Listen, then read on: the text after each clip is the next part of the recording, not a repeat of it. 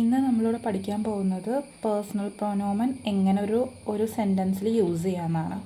അപ്പോൾ ഇവിടെ കൊടുത്തിരിക്കുന്നത് ദസ് ഇസ് ഫ്രാവു മരിയ, സി കോംറ്റ് ഔസ് ഡോയ്ച്ച്ലാൻഡ്, സി വോണ്ട് ഇൻ ബെർലിൻ.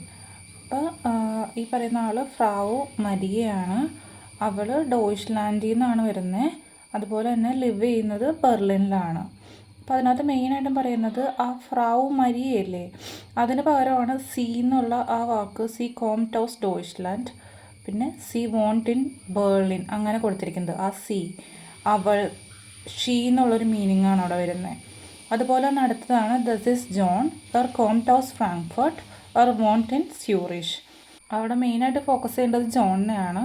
ജോണിനെ റെപ്രസെൻ്റ് ചെയ്താണ് വരുന്നത്.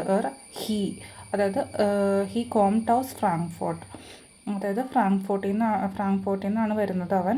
അതുപോലെ തന്നെ ലിവ് ചെയ്യുന്നത് സ്യൂറിഷിലാണ് അവൻ. അങ്ങനെ